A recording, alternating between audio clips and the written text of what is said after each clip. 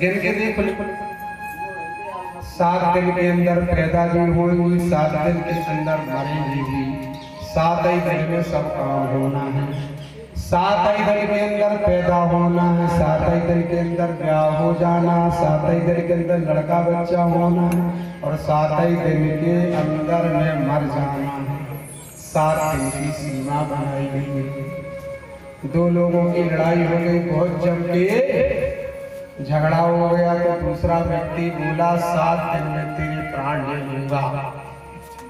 उसने जाके रिपोर्ट कर दिया, साहब ये मुझे कहता है कि 7 दिन में प्राण ले लूंगा, तू मर जाएगा। अब केस मुकदमा अदालत में गया, क्यों लड़ रहे हो? साहब ने पूछा, जज ने पूछा तो कहने लगे सरकार जी मेरे को कहता है 7 दिन में तू मर जाएगा। मजिस्ट्रेट ने कहा रे मूर्ख, 7 दिन में मैं भी मर जाऊंगा, 7 दिन में तू भी मर जाएगा, 7 दिन में तुझसे लड़ने वाला भी मर जाएगा। 7 के अलावा 8 हो नहीं सकता है, 7 ही दिन में मरना पड़ेगा। इतवार, सोमवार, मंगल, बुध, बृहस्पति, शुक्रवार, शनिवार, इतवार, बस 7 ही दिन में। इसलिए चिंता न करो, चिंता न करो, चिंता न करो, चिंता से न कोई बात बने।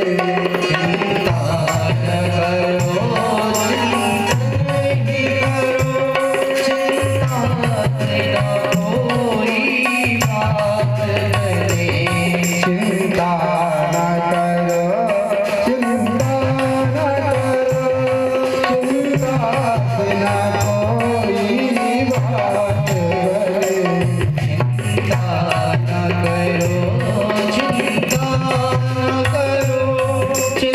चिंता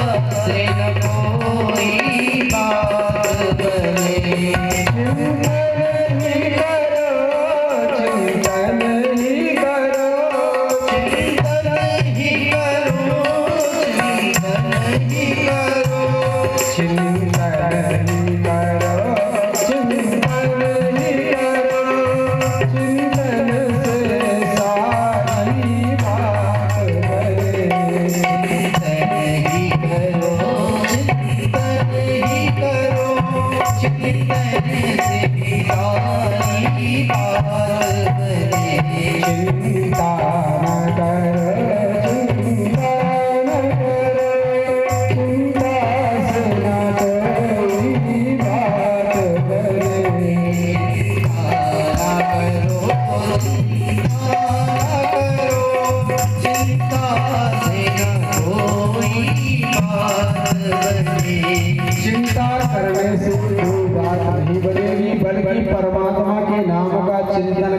सब बात बन जाए। अब पहुंचे दरवाजे पर और कहने लगे कि हम राजा साहब से मिलना चाहते, उनके दर्शन चाहते, मिलने आए, फल फूल भेंट देने आए। जाकर के सेवकों ने बताया महाराज कुछ साधु संत दरवाजे में आए। राजा ने कहा भाई साधु संत ब्राह्मण के लिए बिल्कुल मना नहीं है, आ जाने। जैसे ही अंदर पहुंचे राजा खड़े होकर प्रणाम करे और फल फूल भेंट दिए। राजा ने हाथ में लिया और ये चले गए तुरंत वापस। तो राजा ने कहा अब मुझे जो दिए हैं वो फल को खाना चाहिए। तो राजा ने जैसे वो फल को अपने हाथ से तोड़ा तो उसके अंदर में छोटा सा कीड़ा। राजा जान गए कि यही तक्षक है जो मुझे काटने को आया है। तो कहा अब तो सूर्य अस्त हो रहा है और मेरा 7वां दिन पूरा हो गया है, इसलिए अब मैं कटवाई अपने गले पर रख लिया। और जैसे गले पर रखा तो उसने बड़ा रूप धारण कर लिया और बड़ा रूप धारण करके राजा को काट दिया। राजा को काटने से राजा की मृत्यु हुई। ये दुनिया है, ये दुनिया की लीला। राजा महाराजा साधु संत ब्राह्मण कोई भी हो, एक दिन दुनिया की लीला समाप्त हो जाए। राजा समाप्त हो गए। पूरे हस्तिनापुर में हाहाकार मच गया।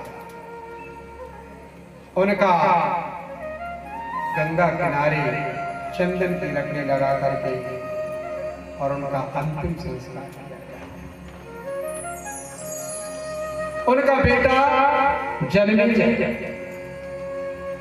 भागवत में हमने पढ़ा, जो श्रीमद् भागवत होती है उसमें हमने पढ़ा तो बेटा की उम्र 14 वर्ष लिखी हुई है। परंतु आज जब हमने देवी भागवत में पढ़ा तो देवी भागवत में बेटा की उम्र 11 वर्ष लिखी है। जन्मेजय की उम्र देवी भागवत के अनुसार 11 वर्ष की थी। मंत्रियों ने विचार किया कि अब हस्तिनापुर की गद्दी सूनी हो गई, इसलिए बेटा 11 साल का है।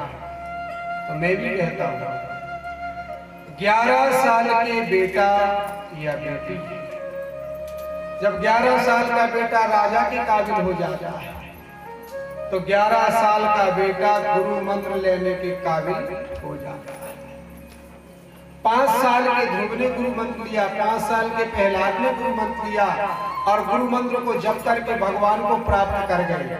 आज कहते हैं गुरु जी अब हमारी शादी नहीं भैया, ब्याह हो जाए जब मंत्र ले। अब तुम्हारा ब्याह 35 साल में हो, 40 में हो, जब ले और ब्याह लेके ब्याह के बाद गुरु मंत्र और 22 वर्ष लिख के दे, फिर लवली ले आइए, इसमें ले आइए, पावन ले आइए। ओकेला ने समान रहा होगा गुरु महाराज के मंत्र को ख्याल करो, इसलिए ब्याह के पहले ही ले लो तो कुछ दिन तक भगवान का जाप कर लो, भजन कर लो। बहू जब ब्याह के आ जाए तो कथा करो तो बहू को भी दिलवा दो। कहीं कहीं हम जाते हैं तो बहू से पूछते बेटा हम तो माए कुछ में ले रहे गुरु जी तो रह जाते दूल्हा पर चप्पल मैं कहते लो गुरु को देख कितनी होशियार है, मंत्र लेके आया पढ़ते नहीं गा, फिर तुरंत हम मंत्र देते। तो 11 वर्ष की उम्र के बाद गुरु मंत्र ले सकते हैं। और एक बात और बता दूं, अगर आप लोगों को अच्छा लगे तो करना, नहीं तो कोई बात नहीं। हमारे साथ में भगवती जगदम्बा के मंदिर में पूजा और मंत्रों से अभिमंत्रित होकर के 5 मुख के रुद्राक्ष जो मंदिर में रखी रहती है सिद्ध हो जाती। वही रुद्राक्ष आपको चांदी में मढ़ करके और 2000 में, 1500 में, 2500 में देते हैं टीवी के माध्यम। वही रुद्राक्ष हमारे पास, हम चांदी में नहीं मढ़े हैं, भगवती के मंदिर से सिद्ध हैं। वह रुद्राक्ष मेरी माताओं बहनों भाइयों 11 साल से लेकर के 100 साल की उम्र तक के और पढ़ने लिखने वाले बच्चे जिनको ज्ञान हो गया 5 साल 6 साल के, उनके लिए भी ले सकते हैं आप। वो 5 मुखी रुद्राक्ष, एक में गणेश, एक में शिव, पार्वती, कार्तिक, रिद्धि सिद्धि, इस प्रकार रुद्राक्ष है जिसे आपको लाल रेशम में या पीले रेशम में धारण करना है हृदय तक। इसके धारण करने से आपको भूत प्रेत बाधा, ब्लड प्रेशर, हार्ट अटैक, किसी की बुरी नजर, कोई आपके लिए कुछ तंत्र मंत्र किया है, इनका कोई प्रभाव शरीर पर नहीं होता है। और अगर किसी ने जबरदस्त कर भी दिया तो आपको बचा लेगी और वो रुद्राक्ष फट जाएगी, है ना। ये हमारे गले में है, फट जाएगी।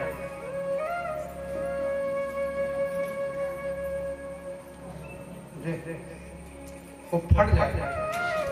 तो जिनको अगर ऐसी रुद्राक्ष प्राप्त करना होगा तो ये आपको प्राप्त हो सकती है, हमारे पास उपलब्ध है। मात्र आपको अब एक का सिक्का तो चलता नहीं, 50 ही रुपया देना है और 50 रुपया दे करके आप उसे प्राप्त कर सकते हैं। इनसे कहकर पुराण के माध्यम से कई हजार हम इस प्रकार देते हैं। 50 रुपये इसलिए लिए जाते हैं, उसकी कोई कीमत नहीं है। परंतु अगर उसमें हम कुछ नहीं रखेंगे तो चाहे जो कोई प्रसाद जैसे मांगने लगे, प्रसाद थोड़ी बांटे, उसे आप ध्यान कर सकते, मैंने बता दिया।